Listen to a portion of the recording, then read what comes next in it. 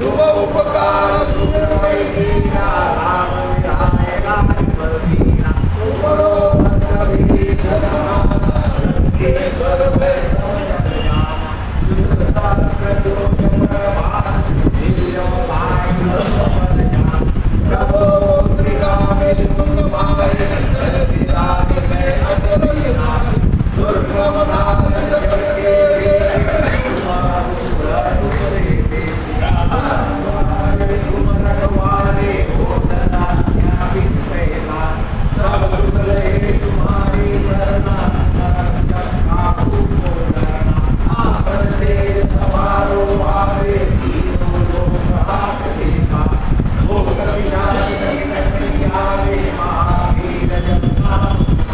नाशे रोग हरे सब पीरा जपत निरंतर हनुमत बीरा मन क्रम वचन ध्यान जो लावे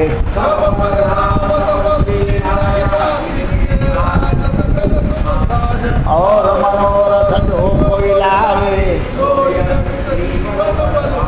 चारों लोग प्रताप तुम्हारा है पर सिद्ध जगत उजियारा असुर निकंदन राम दुलारे अष्ट सिद्धि नव विधि के दाता राम रसायन तुम्हारे पासा सदा रहो रघुपति के दासा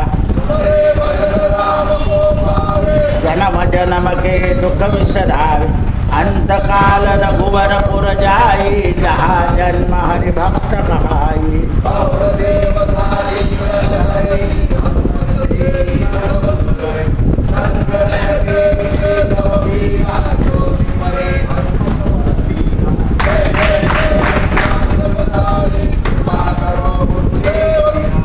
जो शत बार पाठ कर कोई छूट ही बंदी महासुख होई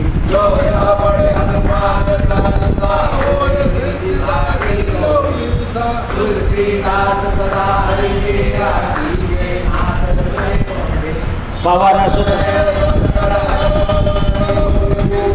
राम लखन सीता सहित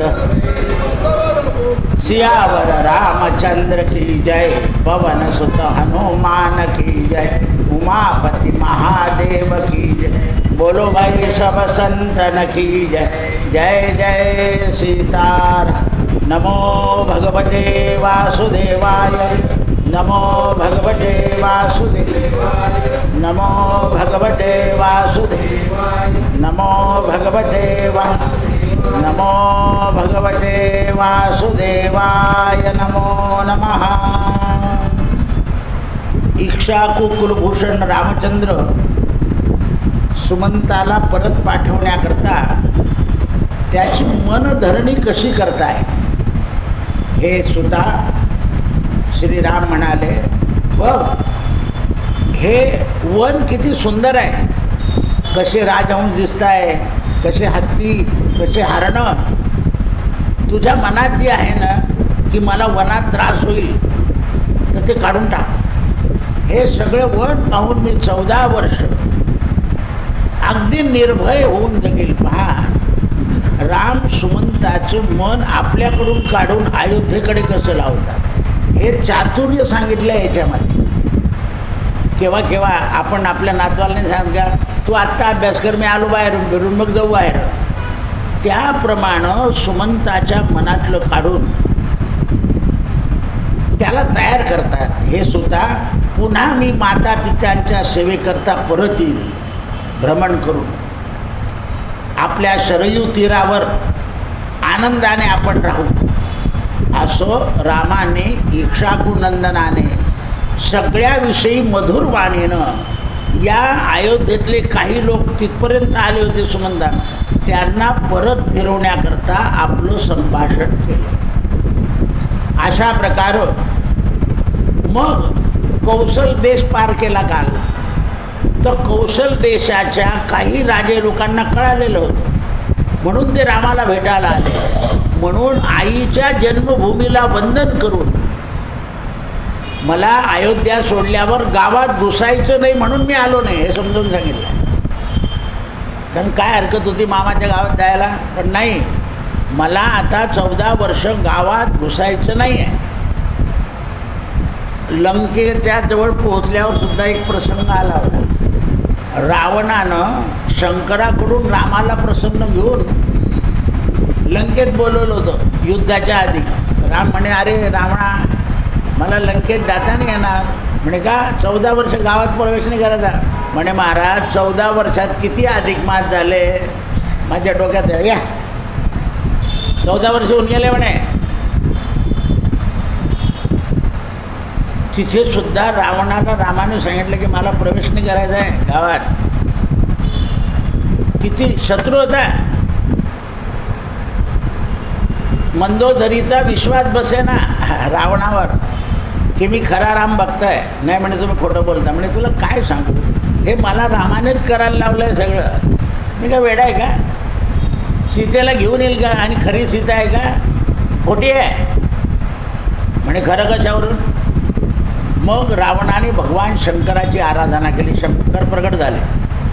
म्हणे महाराज, उद्या याच्यात नाही बरं, मी तुम्हाला दुसरी कथा लावली. उद्या तुम्ही माझ्याकडे या पार्वतीसहित जेवायला. शंकर म्हणा ठीक आहे, पण तुम्ही तुमच्या गुरुला आणलं पाहिजे. म्हणे बरोबर. शंकरानं रामाचं ध्यान केलं. राम आले. तेव्हा रामाला सांगितलं तुमचे 14 वर्ष पूर्ण झाले, मध्ये लंकेत या. मग राम गेले. पार्वती, शंकर बसले, राम बसले. म्हणे आईसाहेबांनी आणलं तुम्ही? रामाला विचारलं रावणाने. म्हणे का रे, तुझी आई तर तुझ्या ताब्यात आहे ना. म्हणे खरी आहे कधी? प्रगट करा. रामाने आपल्या अर्धांगातून सीता प्रगट केली. राम आणि शंकर, पार्वती आणि सीता जेवले आणि रावणाने पाय धरले. आता मुक्त करा ना. हे किती दिवस करू मी? मंदोदरीचा विश्वास नाही माझ्यावर. राम हसले. उद्या कुंभकर्ण मदन करेल आणि परवा अमावस्येला तुझा वध करेल, असं वचन. अद्भुत रामायण. रावण जय विजय होता तो, त्यांचा नौकर होता तो. हे जगाच्या धारणेकरता घडलंय. जगाला समजवलंय की हे नाशाचं कारण आहे. हे नाशाचं कारण आहे असं समजवलंय. त्यावेळेला रामानं पुरशिरोमणी अयोध्येच्या लोकांना सांगितलं की देवता तुमचं रक्षण करतील 14 वर्ष. तुम्ही निर्भयप्रमाणे जा आणि दशरथ राजाला आणि भरताला अनुकूल राहा. आता दशरथ राजा जातील असं कसं सांगतील? ते वयोवृद्ध झाले आहे. भरत गादीवर बसेल, तर भरताला अनुकूल राहा, प्रतिकूल राहू नका. रामाला सगळं माहिती आहे. मी वनवासाचा अवधी पूर्ण केल्यावर दशरथ महाराजांच्या ऋणातून मुक्त होईल आणि पुन्हा अयोध्येला येईल. माता पितांचं दर्शन करेल. आपण सगळे मिळून अयोध्येत राहू. मी राजा होईल असं बोलले नाही. आपण सगळे मिळून अयोध्येमध्ये राहू. त्यावेळेला अरुण नेत्राबाल्या रामाने आपल्या दोन्ही हात वरती उठवले आणि अयोध्येतल्या प्रजेला आणि सुमंताला वंदन केलं आणि डोळ्यातून आसू आले. जनपद आणि कौशल देशाचे लोक रडायला लागले. माझ्यावर तुमची कृपा आहे, मी वनात सुखाने राहील. हे ऐकल्यावर महात्मा रामानं सगळ्यांना दुरून वंदन केलं. सगळ्या प्रजेनं रामाला वंदन करून राम, सीता आणि लक्ष्मण यांना परिक्रमा केली. सगळ्यांच्या डोळ्यामध्ये अश्रू होते, पण रामाला पाहून सगळे तृप्त झाले. दर्शन दिलंय भगवंताने. रामरूपामध्ये नारायणाचं रूप आणलंय. पूर्वोक्त विलाप सुटला. ज्याप्रमाणे सूर्यास्ताच्या वेळेला म्हणजे प्रदोष काळात सूर्य अस्ताला जातो, पण त्याची प्रभा फाकलेली असते. आपण म्हणतो सांग खुलली. पावसाळ्यामध्ये लख प्रकाश पडलेला असतो. तो प्रकाश पडला आणि पूरवासीय सगळे लोक आनंदित झाले. रामानं जनपदाला धन्यवाद दिला आणि म्हणाले, अयोध्येत राहून श्रमदान करा, गरिबाला दान करा, ब्राह्मणांना वंदन करा, मातापिताची सेवा करा, अयोध्येचा क्रम चालू ठेवा. उपदेश करताय. कौशल देशाच्या लोकांनाही धन्यवाद दिला की तुम्ही सगळे लोक मला रस्त्यात भेटायला आले आणि तेवढ्या वेळात रथ पुढे सरकला. जनता जनार्दन निघून गेले. तेवढ्या वेळात त्रिपथगामिनी गंगा दिसली. सीतेला, लक्ष्मणाला आणि सुमंताला सांगितलं, बघ गंगेचं दर्शन करा. नमामि गंगे तव पाद पंकजम. या गंगेचं शीतल जल आहे.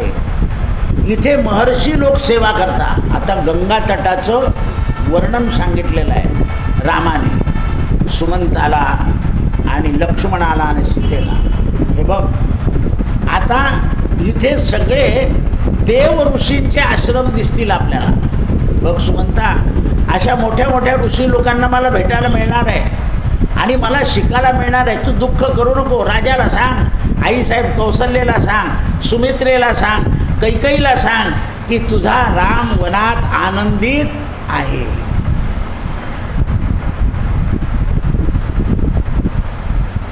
देव, देवता आणि गंधर्व, शिवस्वरूप भागीरथीची शोभा इथे आहे.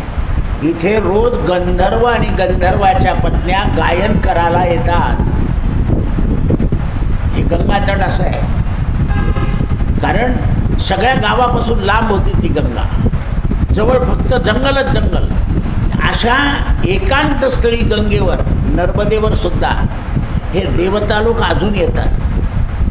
आणि म्हणून आपल्याला सांगितलं आहे 4:30च्या आधी नदीवर आंघोळीला जायचं नाही. आपल्या चंद्रभागेत सुद्धा काही लोक जातात, पाय सुटून जातात, चाललं जातं, ऐकतच नाही ना.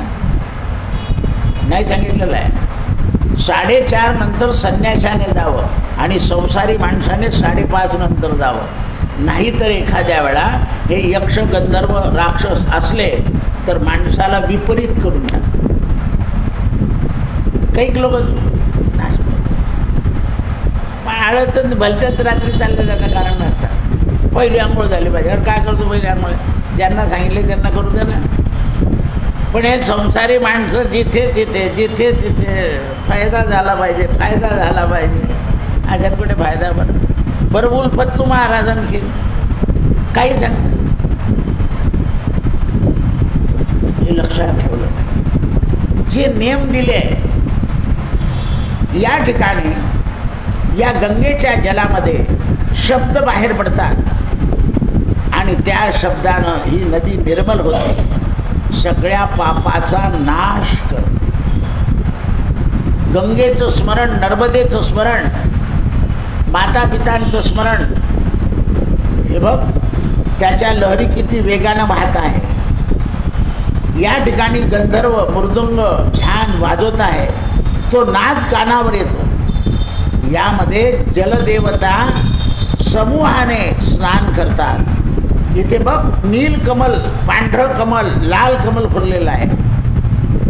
आणि या गंगेची वाळू अत्यंत निर्मळ आहे. ती अंगाला लावले असताना पाप धुतलं जातं. तिथलीच वाळू घ्यायची आणि अंगाला लावायची. उडी मारली की खालून वाळू काढतात लोक, अंगाला लावून घेतात अंगांगात. या ठिकाणी हंस, सारस, कुंज, नाना प्रकारचे देव नदीवर पक्षी असतात. यांना सुद्धा गंगा अमृतमय आनंद देते. पहा तुम्ही त्या प्रयागला असे पक्षी उडत असताना लोक धान्य टाकतात, ते तोंडात झेलतात. त्यामुळे या ठिकाणी कुमुद समूह अत्यंत आनंददायक आहे. पुराणामध्ये सांगितल्याप्रमाणे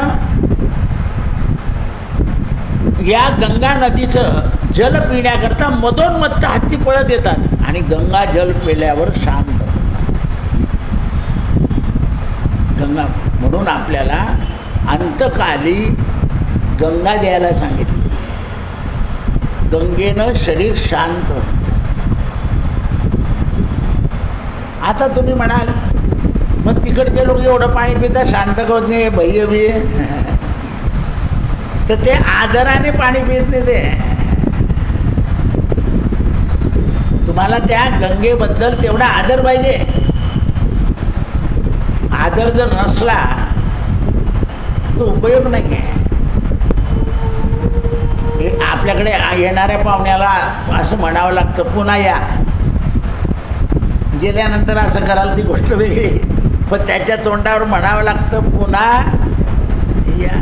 कोण म्हणता हल्ली आम्हाला जायचं होतं, तुम्ही आल्यामुळे थांबलो मी, असं बोलून टाकतो झालं.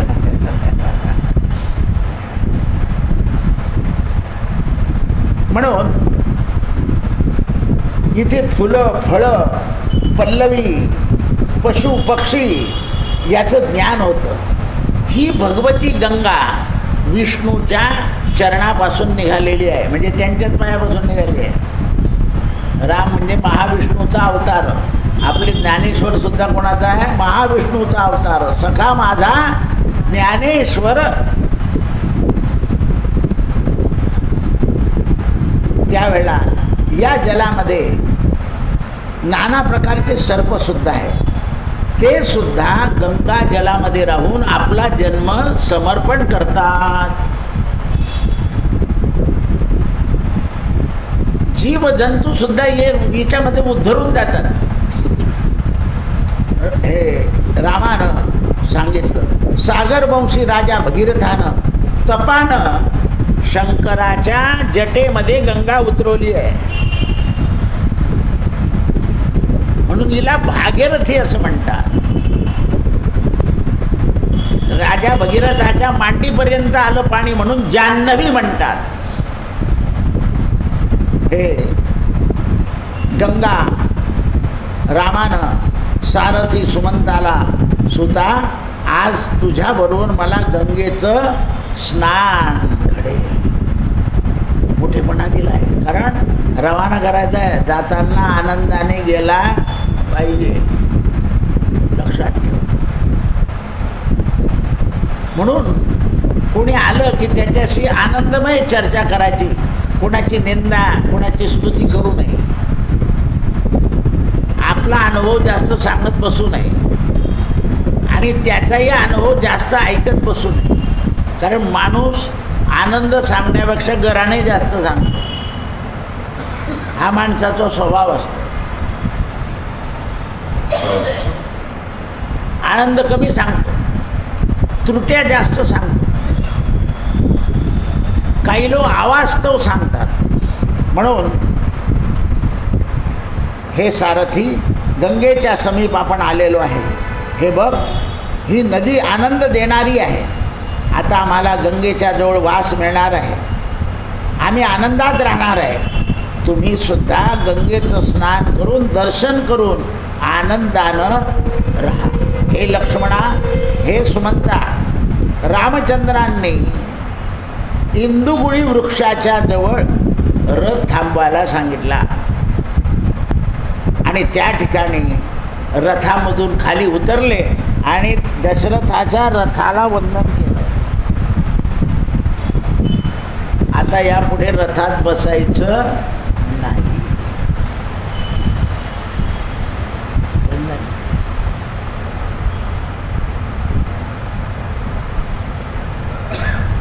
त्यामुळे सीता, हे बघ, आता तुला उतरायचं आहे. सीता उतरली, लक्ष्मण उतरले, सुमंत उतरले, घोड्यांना वृक्षाच्या जवळ नेलं आणि राम म्हणाले, अरे त्यांना गंगा पाज. आपल्या अयोध्येतल्या घोड्यांवर दशरथ राजाचं खूप प्रेम आहे. हो, लगेच वडिलांची आठवण. त्यांना गंगा पाज, गंगा पितील, आपल्या अयोध्येमध्ये आनंदाने राहतील.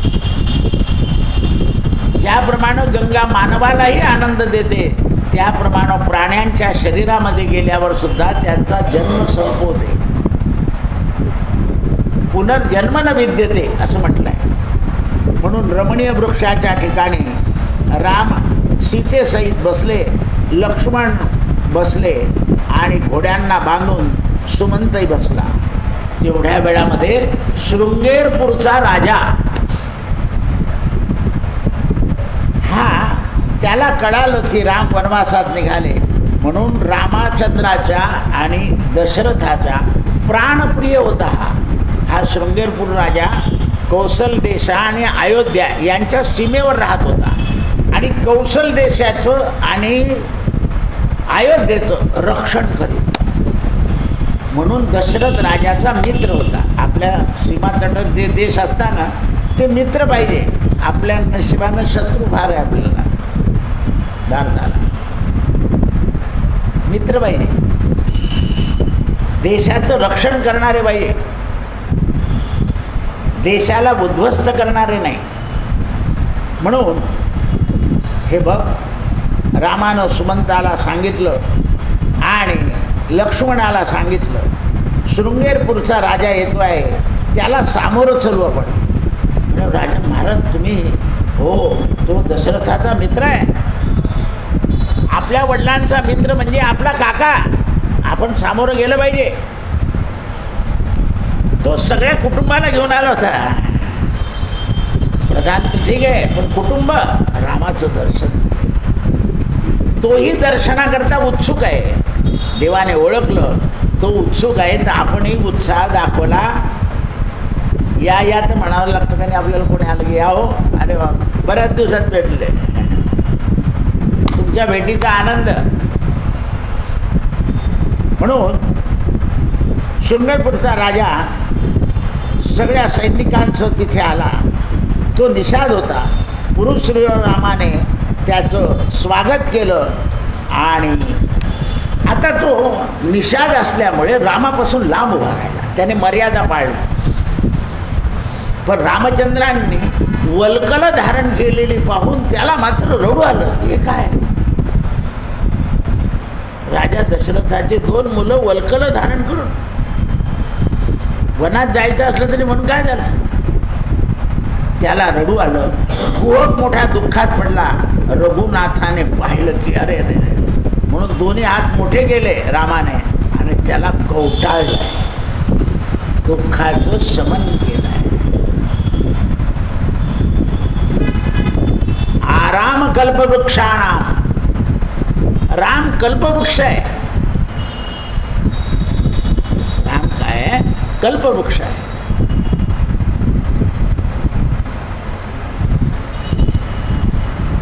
कवटाळला आहे. त्याला आनंद झाला आणि आनंद झाल्यावर प्रभू आपण तापसवेश धारण केला. हो, महाराजांची आज्ञा आहे. मी खाण्यापिण्याचं सामान, घोडे, पायदळ, सैन्य सगळं आणलंय, तुमच्याबरोबर बनात येईल.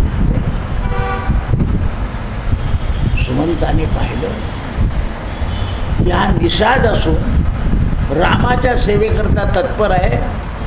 आत्ता कुठे रामाने त्याला असं वरवर गोड बोलून तयार केला होता. आणि ते दृश्य पाहून तो आणखीन खिन्न झाला की आपण इतके अभागी की यांना सोडून जायचं.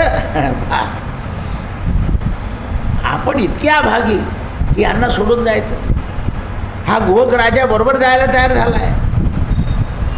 महाराज सगळ्या खाण्यापिण्याच्या वस्तू आणल्या आहे, तुमचं पूजन करायचं आहे. गुहकानं आपल्या सेवकांना आज्ञा दिली. तेव्हा रामाने त्याला सांगितलं की मी तुमची आज्ञा मोडू शकत नाही, पण मी गावात येणार नाही. मला वनामध्ये अन्न खायचं नाही. मला फळं मुळं माझ्या हाताने खायचे असा नियम आहे. फक्त पाणी लक्ष्मणाच्या हातून पिईल. तर तुम्ही जे काही आणलं आहे ना ते आमच्या घोड्यांना खाऊ घालून द्या, आम्हाला कोणाला. मनामध्ये एवढा उत्साह होता रामाकरता, सगळं तयार करून आणलं.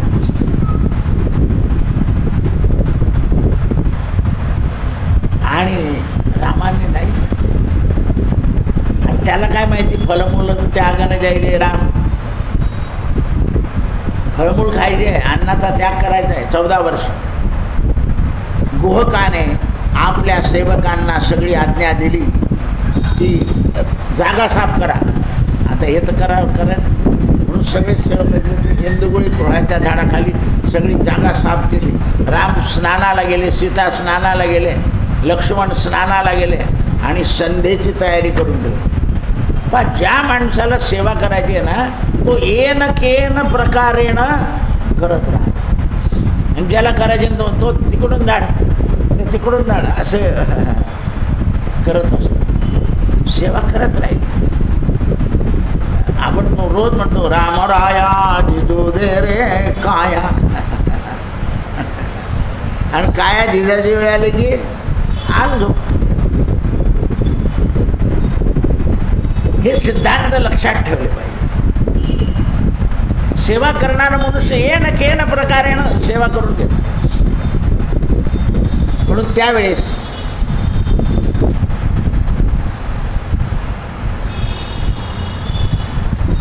रामाने सायंकाळची संध्या केली आणि लक्ष्मणानं तोपर्यंत जल आणलं आणि फळं तोडली. राम पत्नीसह तृणशय्येवर झोपणार म्हणून लक्ष्मणानं गवताची शय्या बनवली आणि 2 शय्या केल्या आणि वृक्षाखाली केली. गोहकानं सांगितलं, लक्ष्मणा आज रात्री माझा मुक्काम आहे, तुम्ही झोपा, हा माझी गादी आणली आहे तर झोपा. म्हणाले नाही. जोपर्यंत राम आणि सीता झोपले आहे तोपर्यंत लक्ष्मण तटस्थ उभा राहील, लांब उभा राहील. मला निद्रा नाही येणार, मी दिवस रात्र रक्षणार्थ उभा आहे. तुम्ही आपल्या बॉर्डरवर सैन्य दिवस रात्र फिरत राहत.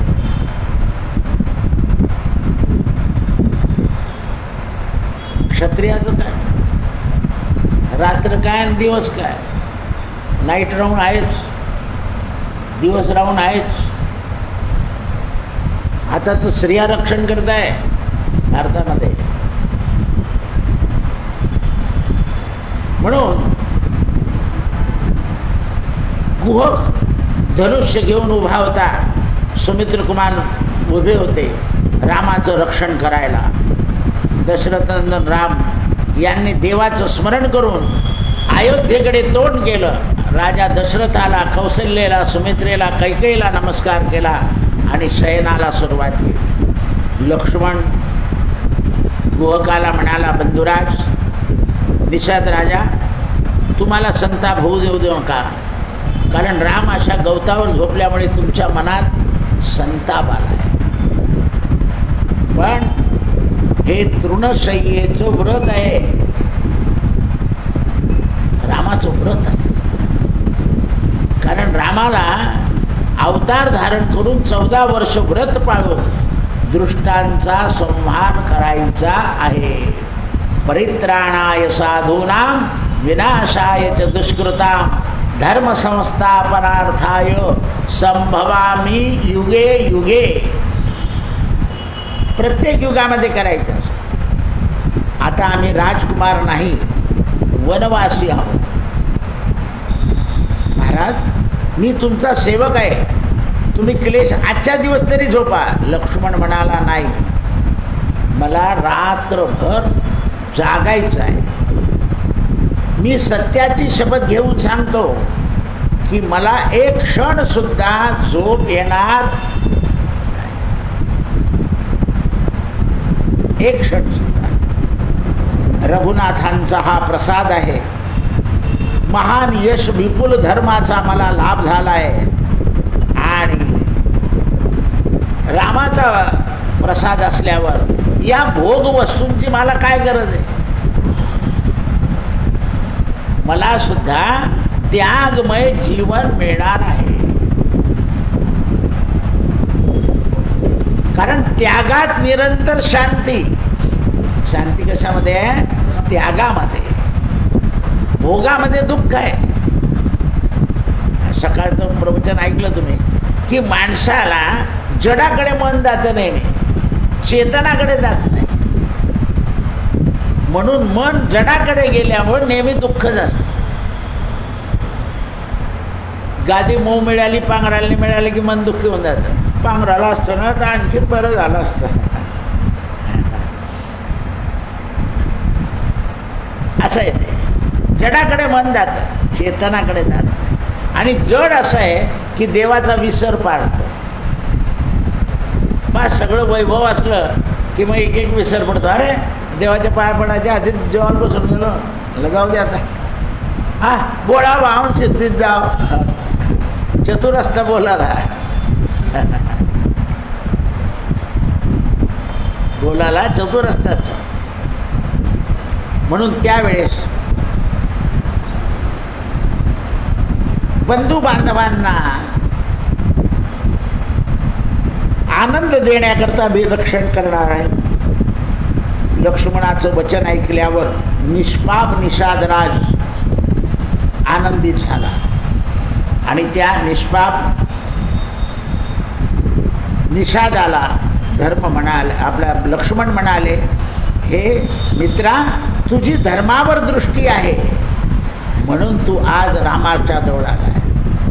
आज महाराजांचे ज्येष्ठ पुत्र सीता भूमीवर शयन करत आहे आणि आज त्यांना स्वादिष्ट अन्न नाही फळमुळं खाणार आहे. काय देवतेंच्या मनात आहे. त्यावेळेला रामानं सीतेसहित आपल्या मंत्राचं जप करून कृच्छ चांद्रायण व्रत स्वीकारले. महाराजांना दशरथाला दुःख होऊ नये याकरता रात्री देवाचं स्मरण केलं आणि आनंदाने राहू लागले. राजभवनाकडे काय गोंधळ चाललेला असेल. महाराणी कौसल्या, राजा दशरथ, माझी माता सुमित्रा आणि आई कैकेयी काय संकटात असतील अशा चर्चेमध्ये सीतेमध्ये संभाषण सुरू केलं आणि हे लक्ष्मणाने निषाद ऐकतोय. सीतेला सांगताय शत्रुघ्न यांना कसा सांभाळत असेल. कौसल्या आपल्या विरहानं किती दुःखामध्ये असेल आणि राजा दशरथाची काळजी. राजा दशरथाची काळजी तिला. महाराज कौसल्या देवीच्या महलात असल्यामुळे सुरक्षितता आहेच. म्हणजे कोणाच्या महलात सुरक्षित नव्हते, कैकेयीच्या.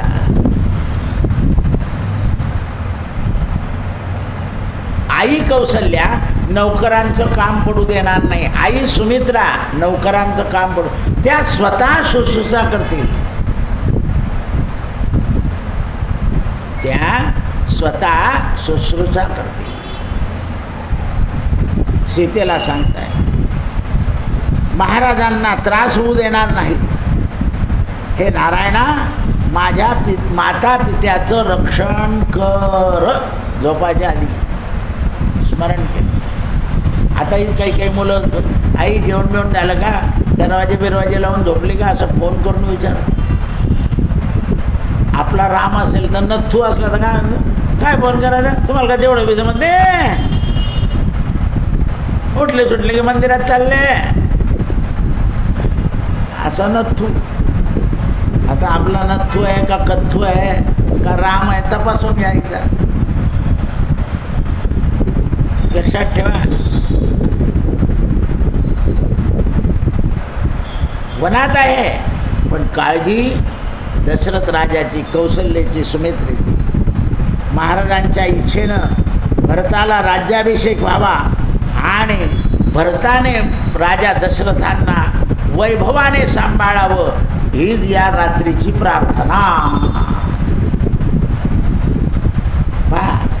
रात्री सुद्धा प्रार्थना करायची. सुखे निद्रा झाली पाहिजे, चिंतेनं निद्रा नको.